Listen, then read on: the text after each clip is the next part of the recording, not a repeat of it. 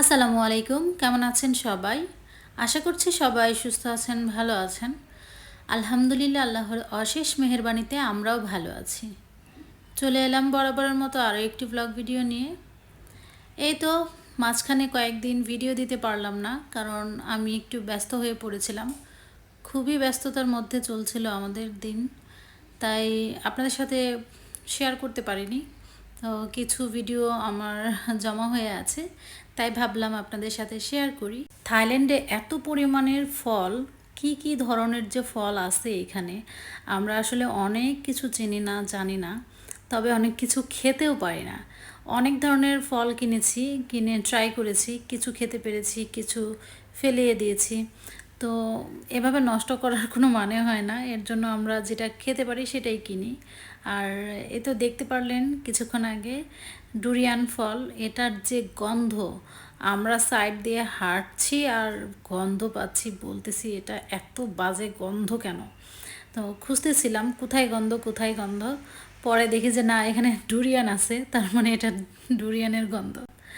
যাই হোক, আমরা বাজার টাজার করে এসে পড়েছি। বাজার বলতে আমরা জাস্ট ফল কিনতেই গিয়েছিলাম। তো ফলের মধ্যে পেয়েছি এই যে এই ফলটা, এটা একদম আনকমন ফল। ভাবলাম দেখি, থাইল্যান্ডে তো ওরা এটা সবাই খায়, দেখি মজা করে খায়। এটার ফ্লেভারটা কেমন আমি বলি। এটার উপরের চামড়ার যেই খোসাটা, সেটা কামড় দিলে মনে হয় আমের খোসা, যেমন মানে আমের ফ্লেভারটা আসে, ভেতরে আবার নরম টাইপের, ভেতরে বিচিটাও আবার অনেক বড়। তবে এটা খেতে মোটামুটি আছে, একদম খাওয়া যাবে তা না, মানে যেহেতু আমের মতো ফ্লেভার, এর জন্য খাওয়া গেছে। দেখতেই পাচ্ছেন খিচুড়ি বেড়ে নিচ্ছি আজকে।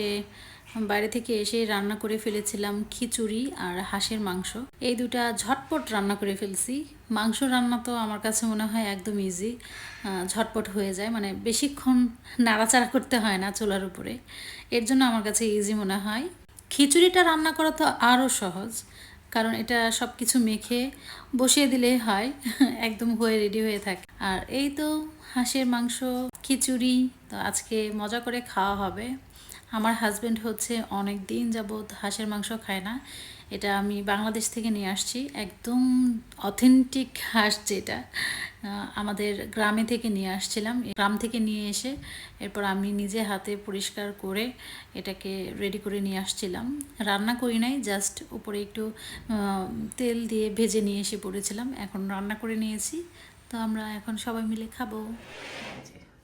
টমেটো, শসা, এরপর হচ্ছে লাইম। না আমার মনে কতটুকু দেবো?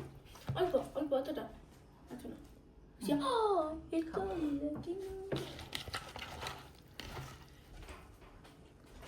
মজার একটা কই এই হাঁসের মাংস আমরা হচ্ছে তরকারি থেকে সালাদ বেশি খাই। মজা। খিচুড়ি দিয়ে হাঁসের মাংস। এই বাস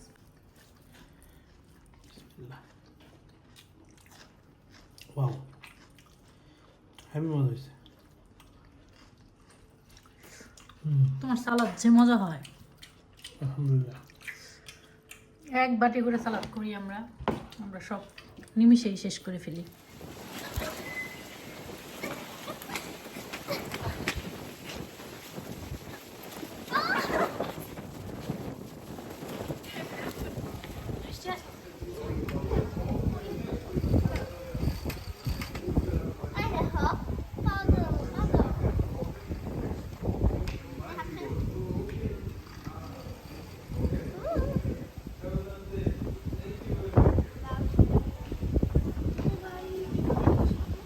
আমি তো জানাবো পিছনে যে